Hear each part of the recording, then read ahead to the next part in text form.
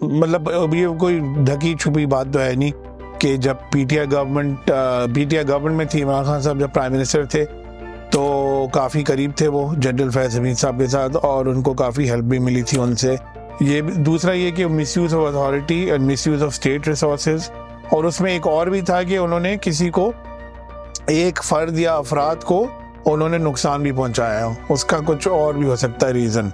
और इमरान खान के साहब के लिए इसलिए बुरा है क्योंकि बिकॉज जाहिर बात है कि वो जिस तरह से अगर वो फॉर्मर DGSI को ट्राई कर रही है मिलिट्री, तो वो हो सकता है कि इमरान खान साहब को भी करे, हो सकता है कि उनके मिनिस्टर्स को भी करे, फॉर्मर मिनिस्टर्स और पार्टी लीडर्स को भी करे। क्या लगता है कि इमरान खान के केस के मामले में कुछ नरमी होगी इस्टेब्लिशमेंट की तरफ से या नहीं? तो नहीं, बिल्कुल नहीं। मेरे ख्याल से नरमी तो अब हरगिज़ नहीं होगी, नज़र नहीं आ रही। खासतौर पे ये डेवलपमेंट के बाद लोगों को बहुत ही उनके भारी भरकम बिजली बिल आ रहे हैं, और वो इसलिए आ रहे हैं क्योंकि IPPs को गवर्नमेंट पैसे देती है डॉलर्स में, चाहे वो बिजली प्रोड्यूस करें या नहीं करें। तो ये बहुत लोगों को समझ में नहीं आता कि ये तो बिल्कुल ही, मतलब उनको क्यों पैसे दे रहे हैं जब वो बिजली प्रोड्यूस नहीं करे। बट एग्रीमेंट्स इस तरह के थे इन द पास्ट कि वो देना पड़ रहा था उनको। सही। तो आपको लगता है कि अब टैरिफ में कमी आएगी? थोड़ी कमी आएगी, थोड़ी कमी, बहुत ज़्यादा नहीं आएगी। बहुत ज़्यादा नहीं आएगी। और बिजली की प्रोडक्शन जो है वो भी, बिजली की प्रोडक्शन पाकिस्तान में पहले ही बहुत है, डिमांड से ज़्यादा है। जी, अगर आपको यूरोप और अमेरिका जाना है तो आप कहाँ कैसे जाएंगे? आप या तो टर्किश एयरलाइन पे जाएंगे या आप ये मिडिल ईस्टर्न एयरलाइंस पे जाएंगे। लेकिन अब ये ऑप्शन होगा कि आप PIA पे जा सकेंगे अगेन लाइक बिफोर। अभी आपके पास यूरोपियन रूट्स खुल गए, उनको चलाएं, उनको प्रॉफिटेबिलिटी की तरफ थोड़ा लेके जाएं, और हो सकता है कि PIA को आप टर्न अराउंड कर सकें।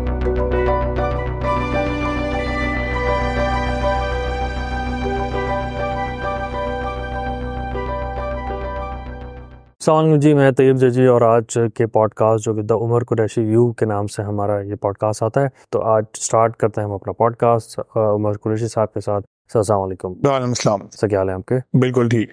अच्छा सर, सबसे पहले तो हम बात करेंगे जो सबसे बड़ी ब्रेकिंग न्यूज़ है कि जनरल फैज़ हमीद जो कि फॉर्मर DG ISI हैं, उनके हवाले से जो खबरें आ रही हैं उस पर थोड़ा डिटेल बताएं, इनसाइट्स क्या हैं? जी, ये कुछ महीने पहले मतलब ये कोई ढकी छुपी बात तो है नहीं कि जब पीटीआई गवर्नमेंट में थी, इमरान खान साहब जब प्राइम मिनिस्टर थे तो काफ़ी करीब थे वो जनरल फैज़ हमीद साहब के साथ, और उनको काफ़ी हेल्प भी मिली थी उनसे। उस वक्त की खबरें आती थी, और ये था कि जब इनकी गवर्नमेंट गिर गई थी तो फिर भी आ रहा था कि उनकी वो हेल्प कर रहे हैं, जब इमरान खान जब वो जेल में गए थे।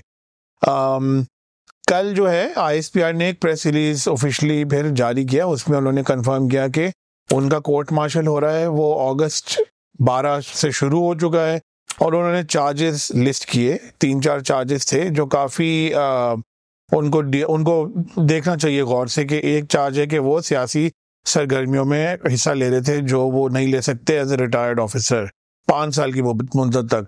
ये दूसरा ये कि misuse of authority and misuse of state resources, और उसमें एक और भी था कि उन्होंने किसी को, एक फर्द या अफराद को उन्होंने नुकसान भी पहुंचाया हो, उसका कुछ और भी हो सकता है रीज़न।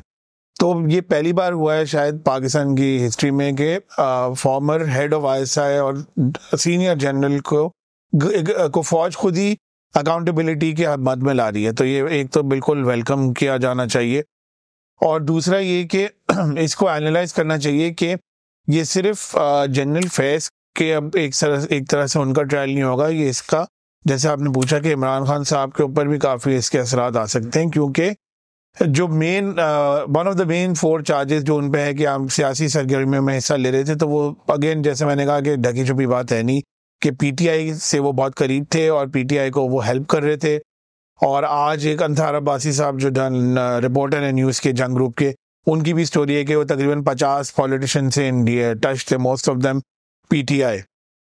और उसमें यह है कि ये जो पॉलिटिशियंस जो PTI को के साथ वो जो हेल्प कर रहे थे, कि उसमें ये भी है, और ये पहले भी जो सहाफ़ियों को पता था कि इमरान खान की गवर्नमेंट गिरने के बाद भी, और इवन जब वो जेल में थे तो वो हेल्प कर रहे थे PTI को, वो कांटेक्ट में थे काफ़ी through various ways, even with Imran Khan when Imran Khan was in jail. और उनको कहा भी गया था काफ़ी बार मिलिट्री अथॉरिटीज़ ने कि प्लीज़ आप ये नहीं करें, ये पॉसिबल नहीं है, आप can't do this any more. तो उन्होंने नहीं सुना, अंसार अब्बासी ने भी यही लिखा है, उन्होंने नहीं सुना और अब उनका पब्लिक आ गया कि कोर्ट मार्शल उनका हो रहा है। और इमरान खान के साहब के लिए इसलिए बुरा है क्योंकि बिकॉज जाहिर बात है कि वो जिस तरह से अगर वो फॉर्मर DGSI को ट्राई कर रही है मिलिट्री, तो वो हो सकता है कि इमरान खान साहब को भी करे, हो सकता है कि उनके मिनिस्टर्स को भी करे, फॉर्मर मिनिस्टर्स और पार्टी लीडर्स को भी करे। और लॉ में तो है, गुंजाइश है कि आप सिविलियंस को भी ट्राई कर सकते हैं under the army act, military courts, अगर वो उनके एक्शंस अफेक्ट करते हैं मिलिट्री को और मिलिट्री सीक्रेट हो। एक और चीज़ ये कि फैज़ हमीद साहब को वायलेटिंग ऑफिशियल सीक्रेट्स एक्ट भी, उसके तहत भी चार्ज किया गया है। तो बहुत सारे सीरियस ये चार्जेस हैं। फिर से कोई डिटेल हैं जो नहीं, डिटेल है सच तो नहीं है, अभी उन्होंने डिटेल, ISPR ने इससे ज़्यादा डिटेल देनी है, बट ये भी काफ़ी डैमिंग चीज़ें हैं कि इस तरह इतनी उन्होंने 4-5 चार्जेस दिए इसमें कर रहे हैं। और ऑब्वियसली लिंक है PTI का, अगला होगा आई थिंक PTI का होगा, इमरान खान साहब का होगा कि serving officer, retired officer, senior officer PTI के साथ उनके इतने ताल्लुकात थे और उनको वो हेल्प कर रहे थे। तो अब यही लग रहा है कि नेक्स्ट स्टेप हो सकता है कि जो फॉर्मर प्राइम मिनिस्टर हैं और उनके जो क्लोज लोग हैं, खासतौर पे जो ऑन द रन है, जैसे मुराद सईद हैं, हमाद अजहर हैं और जो लोग हैं, उनको भी लॉ की मद में लाया जा सकता है, मिलिट्री कोर्ट्स में लाया जा सकता है। तो ये अब इम्पोर्टेंट डेवलपमेंट है इस हवाले से। दूसरा ये कि ऑफिशियल सीक्रेट्स एक्ट वायलेट करना इटसेल्फ बहुत सीरियस चीज़ है, खासतौर पे हेड ऑफ ISI जो आपकी intelligence agency, primary intelligence agency का हेड होता है। तो जो फौज अगर ये कह रही है, एलिगेशन कर रही है, तो बहुत सीरियस एलिगेशन है। और ये अगेन ये भी जा सकती है, ये जाएगी साइफर केस में। साइफर केस में जो ताल्लुकात पाकिस्तान और फ्रेंडली कंट्रीज के दरमियान ताल्लुकात हैं वो अफेक्ट हुए थे, जाहिर बात है अमेरिका के साथ। तो हो सकता है कि ऑफिशियल सीक्रेट्स एक्ट का इसलिए जिक्र है बिकॉज ऑफ साइफर इशू। तो सर इस पूरी सिचुएशन में जैसे इमरान खान के ऊपर ऑलमोस्ट 70 के करीब केसेस हैं, जैसे हमें पिछले दिनों ऐसे लग रहा था बुशरा बीबी के रिहाई के वक्त कि कुछ डील शायद बन गई है, तो इसके बाद आपको क्या लगता है कि इमरान खान के केस के मामले में कुछ नरमी होगी इस्टेब्लिशमेंट की तरफ से या नहीं, या ये प्रॉपर एक साइन है कि भाई आपको भी अब कोई नरमी? नहीं, मेरा आप याद होगा पिछली पॉडकास्ट में मैंने तो कहा कि उनके लिए मुश्किलात है, नरमी तो मुश्किल ही है। और बुशरा बीबी का रिलीज जो है वो डील, मतलब हो सकता है इमरान खान को कहने के लिए हो कि ठीक है हमने इनको रिलीज कर दिया, बस आप अभी अब ज्यादा प्रोटेस्ट नहीं करें, या कुछ भी हो सकता है कि उन्होंने, हो सकता है कि बुशरा बीबी के साथ कोई डील हो इंडिविजुअल, ये भी हो सकता है।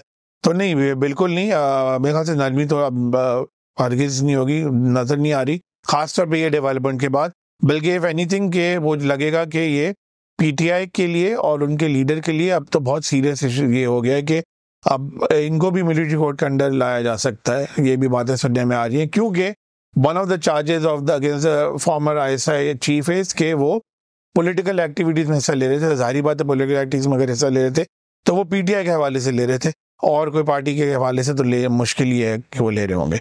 तो नरमी नहीं, बल्कि लग रहा है कि ये साइन है कि अभी और सख्ती होने वाली है और अब मिलिट्री कोर्ट्स में शायद जा सकता है केस। बिल्कुल बिल्कुल, जैसे सर वो आप बता रहे थे, खबर भी लगी कि 50 पॉलिटिशियंस के साथ कनेक्टेड थे जिसमें ज़्यादातर PTI के थे। तो वो जो क्या फैज़ हमीद के साथ PTI के वो जो 50 पॉलिटिशियंस हैं वो भी उनको भी इंगेज किया जाएगा इस पूरे केस में? जी हो सकता है, वो तो फिर डिपेंड करेगा कि कौन फिर विटनेसेस आते हैं इस तरह हवाले से। बट आई थिंक मेन तो यही होगा कि main person to see would be the former prime minister. ठीक है सर, आगे बढ़ते हैं, बात करते हैं IPP के हवाले से। गुज़िश्ता महीने एक बहुत बड़ी स्टोरी ब्रेक हुई थी जिसमें बहुत सारे IPPs को जो है वो पैसे दिए जा रहे थे लेकिन वो एनर्जी या बिजली प्रोड्यूस भी नहीं कर रहे थे। सो बहुत एक ब्रेकिंग न्यूज़ थी। अब रिसेंटली एक खबर आई है कि गवर्नमेंट की 8 के करीब IPPs के साथ डील हो गई है। उसके बारे में बताएं कि वो डील क्या है, उससे आवाम को क्या फ़ायदा होगा, और जिन IPPs के साथ नहीं हुई डील उनका क्या होगा इस पर? हाँ, ये इशू काफ़ी महीनों से असल में चल रहा है। लोगों को बहुत ही उनके भारी भरकम बिजली बिल आ रहे हैं, और वो इसलिए आ रहे हैं क्योंकि IPPs को गवर्नमेंट पैसे देती है डॉलर्स में, चाहे वो बिजली प्रोड्यूस करें या नहीं करें। तो ये बहुत लोगों को समझ में नहीं आता कि ये तो बिल्कुल ही, मतलब उनको क्यों पैसे दे रहे हैं जब वो बिजली प्रोड्यूस नहीं कर रहे। बट एग्रीमेंट्स इस तरह के थे इन द पास्ट कि वो देना पड़ रहा था उनको। अब लेकिन ये है कि पहले आया था कि 5 IPPs के साथ उन्होंने रीनेगोशिएट किए हैं टर्म्स, ताकि बिजली वो क्रिएट वो कम करें या उनको पैसे नहीं दिया जाए एनी मोर।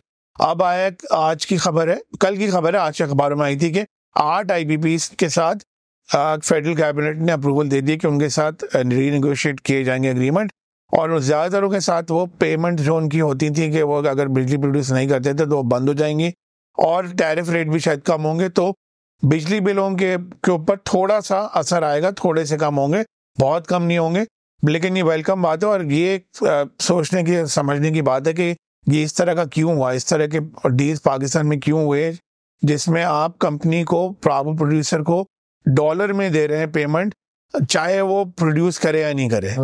बट ये वेलकम है एक तरह से। सही। तो आपको लगता है कि अब टैरिफ में कमी आएगी? थोड़ी कमी आएगी, थोड़ी कमी, बहुत ज़्यादा नहीं आएगी। बहुत ज़्यादा नहीं आएगी। और बिजली की प्रोडक्शन जो है वो भी, बिजली की प्रोडक्शन पाकिस्तान में पहले ही बहुत है, डिमांड से ज़्यादा है। जी। अच्छा सर, अब हम बात करते हैं PIA के ऊपर। गुज़िश्ता दिनों पर PIA की प्राइवेटाइजेशन के हवाले से काफ़ी काम हुआ था, लेकिन वो बिड सारी फेल हो गई प्राइवेटाइजेशन की। लेकिन अभी एक खुशाइन बात एक सामने आ रही है कि PIA का कोई यूरोप की फ़्लाइट्स का जो है ग्रीन लाइसेंस मिल गया है कि PIA जा सकती है। तो आपको क्या लगता है कि प्राइवेटाइजेशन का जो प्रोसेस है वो अभी रुक जाएगा या वो कंटिन्यू रहेगा? और ये यूरोप की जो फ़्लाइट्स का अप्रूवल होना, ये कितना फ़ायदेमंद होगा PIA के लिए? जी, इसमें दो बातें हैं। एक तो ये कि PIA का प्राइवेटाइजेशन तो अभी रुक गया है, वो तो डेड हो गया एक तरह से, क्योंकि 6 उन्होंने शॉर्टलिस्ट किए, तो उसमें से सिर्फ एक ने बिड दी थी, वो भी सिर्फ 10 अरब रुपए की, और गवर्नमेंट की अपनी रिजर्व प्राइस थी 85 बिलियन, 85 अरब, उससे बहुत कम थी, तो वो तो रुक गया, वो कैबिनेट ने भी फिर रिजेक्ट कर दिया। दूसरा इसमें आपको पॉइंट देखना है कि ये बैन जो अभी लिफ्ट हुआ है, ये आया क्यों? ये तब आया था जब PTI गवर्नमेंट में जो एविएशन मिनिस्टर थे गुलाम सरवर खान, उन्होंने parliament, floor of the parliament में बोल दिया, पॉलिसी स्टेटमेंट दे दिया कि PIA के ज़्यादातर पायलट्स, पाकिस्तान में ज़्यादातर जो पायलट्स हैं उनके टेस्ट उन्होंने चीट किया एग्जाम में। तो जाहिर बात है फिर बाहर की जो आपकी एजेंसीज हैं, खासतौर पर यूरोप की, UK की, अमेरिका की, सब ने बैन लगा दी PIA की फ़्लाइट्स पे। और ये सारी फ़्लाइट्स वो हैं जिन पे PIA बहुत रेवेन्यू अर्न करता है। और क्यों अर्न करता है? क्योंकि आपके पास ऑप्शन है डायरेक्ट जाने का यूरोप या UK, या एक स्टॉप टू अमेरिका, बल्कि अभी कनाडा जाती है फ़्लाइट, इस्लामाबाद से जाती है और लाहौर से जाती है, डायरेक्ट जाती है। वो दुबई या दोहा या आपका जो भी है मिडल ईस्ट में जो जैसी जो आइलैंड्स हैं, एमिरेट्स, इत्तेहाद, कतर, उनके थ्रू आप जो जाते हैं वो, और उसमें टाइम ज़्यादा लगता है और वो महंगी भी ज़्यादा होती हैं। तो अगर अब PIA का अगर बैन लिफ्ट हो गया है, जो हो गया है फॉर यूरोप, नॉट UK, तो सारी जो आपकी यूरोप में जो फ्लाइट्स पहले जाती थी, पेरिस, एम्स्टर्डम, ओस्लो, रोम, मिलान, बार्सिलोना, जहाँ पे सारे शहरों में पाकिस्तानीज, इन ममालिक में पाकिस्तानीज काफ़ी हैं और डिमांड काफ़ी है, तो ये PIA के लिए अच्छा है एक्चुअली कि उनकी डिमांड, उनकी मतलब रेवेन्यू बढ़ेगा, डेफिनेटली इस पर डिमांड होगी। और पहली फ़्लाइट शायद जनवरी में जा रही है पेरिस, और ये भी इसलिए अच्छा है क्योंकि इनका कंपटीशन बढ़ेगा जो मिडल ईस्टर्न एयरलाइंस हैं, गल्फ की जो एयरलाइंस हैं, जिस पे ज़्यादातर पाकिस्तानी जाते हैं। क्योंकि अगर आपको यूरोप और अमेरिका जाना है तो आप कहाँ कैसे जाएंगे? आप या तो टर्किश एयरलाइन पे जाएंगे या आप ये मिडल ईस्टर्न एयरलाइंस पे जाएंगे। लेकिन अब ये ऑप्शन होगा कि आप PIA पे जा सकेंगे अगेन लाइक बिफोर। और ये आई थिंक दूसरा मेन एडवांटेज है कि ये डायरेक्ट फ्लाइट्स होंगी, कराची से पेरिस, इस्लामाबाद से पेरिस, एम्स्टर्डम वगैरह, आपको middle eastern, Dubai, Abu Dhabi, Qatar के थ्रू नहीं जाना पड़ेगा। तो इसका इफेक्ट ये होगा कि PIA की होपफुली रेवेन्यू सिचुएशन थोड़ी बेहतर होगी, जो अभी काफ़ी बुरी है। और ये है कि अगर बाद में गवर्नमेंट चाहे उसको प्राइवेटाइज करना, तो इस will be in a stronger position to privatize और अट्रैक्ट बायर्स। मेरा तो व्यू पॉइंट ये होगा कि अभी PIA को मत प्राइवेटाइज करें। वैसे भी आपने प्राइवेटाइज करने की कोशिश की, कोई बायर आई नहीं, अभी आपके पास यूरोपियन रूट्स खुल गए, उनको चलाएं, उनको प्रॉफिटेबिलिटी की तरफ थोड़ा लेके जाएं, और हो सकता है कि PIA को आप टर्न अराउंड कर सकें। तो सर आप इसके अलावा सर जो PIA में कहा जाता है, जैसे PIA में ओवर जो है वो ओवर स्टाफिंग बहुत है, वो आपको कम करनी पड़ेगी, सारी बात है। पे भी अगर कम कर लें तो और ज़्यादा प्रॉफिट। और जहाज़ों की कमी है, लेकिन जहाज़ तो तभी आप लेंगे ना जब आपका थोड़ा रेवेन्यू आएगा। चलिए सर, देखते हैं आने वाले दिनों में PIA और मुल्क के हालात किस तरफ जाते हैं, और जो भी नई अपडेट्स होगी उस पर हम बात करेंगे। ये था आज का हमारा पॉडकास्ट। काफ़ी अहम इश्यूज़ पे बात की है हमने। देखते हैं फैज़ हमीद के हवाले से मज़ीद क्या अपडेट आते हैं आने वाले दिनों में, और वो अगले पॉडकास्ट में हम ज़रूर उस पर बात करेंगे। अगर आपको कुछ सजेशंस देने हैं तो हमारे कमेंट सेक्शन में जाके आप हमें सजेशंस दें कि हम किन टॉपिक्स पर बात करें, और हमारे चैनल जो यूट्यूब का हमारा चैनल है, फेसबुक इंस्टाग्राम का, उसको फॉलो करें और अपने सजेशंस देते रहें। Thank you.